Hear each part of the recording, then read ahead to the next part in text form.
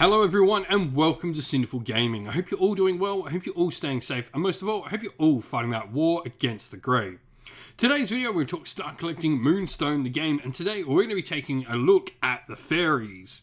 Now in this video we're going to take a look at the first box set for the fairies, which we think is the best box set to get started with, and that is the Blood Magic box set. We'll go through all the models in this box set in detail and talk about what they can all do on the tabletop before looking at the other box sets and other models available to us in the fairy faction. Now, at the end of the video, we'll show you a little sample army list of a 6 model warband for the fairies that we think really brings it all together for you. Now, you can certainly pick up this warband. You can play with 3 models, play against 3 of your friends, or you can play 3v3 in whatever way you want. But with that said, let's talk about the contents of the box set. And to start with, we have Diana, Queen of the Fae. Now, she is really cool. First of all, melee 4 with 1-inch range, arcane 4 and -2 on evade. Fairies generally have quite a good, nice evade stat, though most of them will have the unfortunate rule of weakling, where they reduce all melee damage by -1, and harvest actions will cost an additional energy. Now, she does have some cool other things. First of all, the Enchanted Dagger. All melee damage generated by this model count as magical instead of the listed damage type, which is pretty cool. And then, for the good of the Glade, if this character uses an arcane ability before drawing arcane cards, you can inflict 1 wound on up to 3 different friendly fairies within 6 inch. For each wound inflicted, you draw 2 additional cards for that arcane ability, so you can really power up her own arcanes. Now, her arcanes, first of all, are Feed on Fear, which costs 1 and has a 6-inch range, and it can be used once per turn. Target of it will lose X energy and then distribute that much energy amongst fairies within 6 inch of the target. However, it does have a catastrophe that potentially can make you suffer 2 wounds. Horrifying Visions is a 2 spend, and target will suffer X plus 1 magical damage, though you might suffer 3 wounds on a potential catastrophe. Now alongside her we get Foxglove, melee 3 with 1-inch range, 3 for arcane and -2 evade, pretty stock standard for fairies there. Weakling once again, but also has the Trickster rule. When this model successfully bluffs, after resolving the effect you can reveal a bluff and gain +3 energy once per turn. His arcanes are then Shelter of the Shadow Glade for 3, which is 6-inch. Target will gain protection. For the first time this character would suffer damage, reduce that damage to absolute nothing until the end of turn. An Atrophy as well, because 3, where target will suffer 2x magical damage, which is pretty decent. Now, Belladonna is the last of our fairies. She's the cool little rogue up the top. Melee 4, 1-inch range, arcane 3 and -2 evade there, so melee 4 is pretty nice. She has the weakling, like most fairies, and fairy tricks for 2 is a cool ability of hers where she can swap places with a friendly rogue, of which Foxglove in this box set is a rogue. Her arcanes, first of all, are Acid Flask, where target will suffer X plus 1 magical damage, or Drop of Nightshade, where target can lose X energy, suffer X wounds, or make a target move 2x. Then they have the target take a melee attack action controlled by you that counts as friendly during, so you can make, your opponents actually attack their own models. And so, where to go after this? First of all, the Enclave. I think this is probably, for me, the best box set. If you were going to pick up a second one, I think they have some of the really cool models. First of all, you have Tito, which is the nice golden butterfly you see on the picture there. Melee 4, 1-inch range. Arcane 5 is really nice, and a -2 evade. Weakling and Enchanted Dagger. This is the same sort of rule that we have for the Queen. Now, Arcane Reflection is this model's big special ability, where if an enemy player targets this model with an arcane ability, after energy is spent but before arcane cards are drawn, you may discard 3 energy to traverse the caster and the target, i.e. you play their arcane ability targeting them. You can also potentially restore a wound on this model, and you can move target enemy models 3-inch as well with Misdirection. So you've got a really good bunch of nice control play there.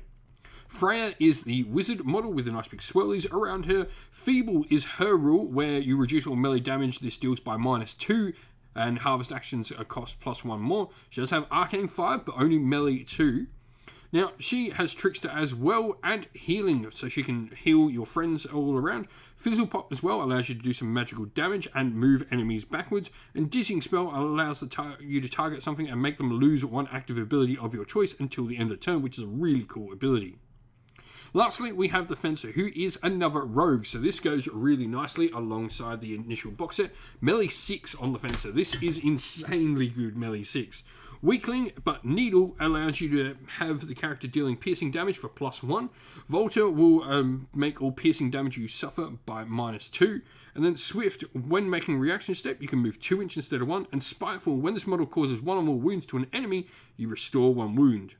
Enfeeble is its special arcane as well, where you reduce all melee damage dealt by it by -X until the end of turn. Moving on from that, we have the Shadow Glade. This contains the other major models for the fairies. First of all, which is Butterfingers. He's a weakling, but he has Arcane 5 and Melee 3. Clumsy Klutz is a really cool ability where target gains weakling until the end of turn, so you can make your opponent actually have to play fairies. Fizzle Pop, same, deal some damage. And Butterfingers, where target will lose possession of 1 Moonstone they are carrying, and you place it into base contact with a target with a depth value of 1. So this can be a really cool little control ability. Now, Silver Tongue is in there as well. This is the creepy little dude on the tree branch. Now, he's got Feeble, so he's -2 for his melee damage. Arcane 5 and Melee 4 though. Fairy Mischief there as well, where he can get some extra Arcane. And then Concealed Dagger allows him to get some extra damage whenever he's doing piercing damage. Mind Control, he allows you to immediately make an enemy model move and then can target enemies. And then Whisper Secrets allow you to target a friendly fairy and give it X energy and restore 1 wound to it. And lastly, for the Shadow Glade, we have Wasp. Melee 5 and a 2-inch range with Arcane 3 and -2. He has the Weakling rule and Spiteful, though he can do some extra damage, and when he does so, he restores wounds. His Javelin allows, if the character does impact or slicing melee damage, it will do no damage, but his piercing melee damage will do +2. And his Buckler means enemy characters cannot count critical hits against this character.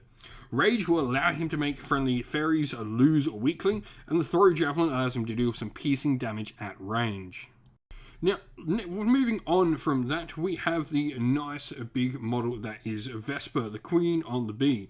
Now, Vesper is a pretty solid fighter. Melee 3, Arcane 4, no evade but range 2. Stinger gives you +2 damage to your piercing, and Antagonize allows you to give a target +1 melee stat and +1 evade stat until the end of turn, so it can make you be able to target things easier. Or Out of Reach allows you to actually not be able to be targeted by melee attack actions, but you also can't benefit from cover. You've got Throw Javelins as an arcane ability where you can make a target suffer X piercing damage. Now, the last box set we have here is the Malachite Mystics. Now, this only actually contains 1 fairy in it, so you could just go pick up the singular fairy model if you really want to. And this fairy is Gwendolyn, the Leshavult Priestess. She's got a cool Scry ability, which you can look at the top cards of the Arcane deck, and at a point you can add a card to your Arcane deck or resist hand, and if you do so, you can choose to use them, which is really cool. She's Feeble, she's got Rejuvenate, which can restore some wounds, and Ethereal Allure, which you can make targets move towards her as well. And so here we have our sample army for you, playing in the faction of the Fairies with the alignment of Dominion. Now, characters, we've got Diana, Queen of the Fae, leading the force. So she, for me, is the best character to take for the Fairies straight away, especially with Foxglove there, who's really useful, and Belladonna. Now, if you were to drop someone and try to fit in a different fighter, I think Foxglove, for me, probably is the first to go, or maybe Vesper. Vesper, though, I think is really useful. For me, she adds a lot to the force. She has some cool abilities where she can't be targeted, which is really nice. And she's also got a pretty decent amount of wounds for a fairy as well. The Fencer, that melee stat of 6 just needs to go in. And Wasp, the ability to remove a weakling off your fairies is super, super useful to have. For me, I really like this loadout. Like I said, Foxglove would probably be the first one to drop to me. If I was to potentially look at bringing someone else in, I'd probably look at maybe Tito, or indeed picking at one of the other models like Freya to get some healing into the warband. I think they're probably my next 2 ports to call.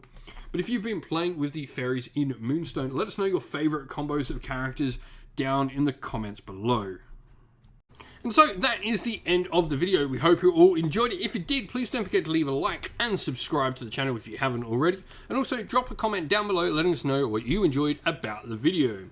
If you'd like to come chat more with me and other members of our little community here, we have a Discord server for Sinful Gaming, which you'll find linked down in the video's description. Also, if you'd like to help support the channel, you can do so either by supporting us on Patreon or YouTube members, both of which are linked down in the video's description, or grab some merch from our Teespring or Ko-fi stores for yourself as well. All of these are the best ways to help support the channel.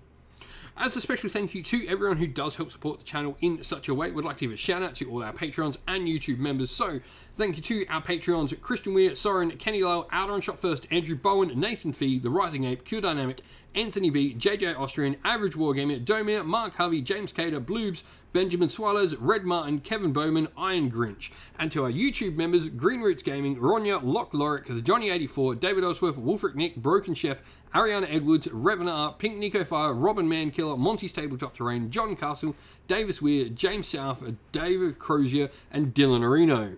And lastly, a special thanks to Lady Witchfox Art, who does all the amazing artwork for the channel, and a special thanks to all the mods that help with our Discord server and all the people that come on the regular to help with everything on the YouTube channel. Thank you all once again for watching. Stay safe everyone, stay well, and most of all, keep fighting that war against the Grey. Ciao for now.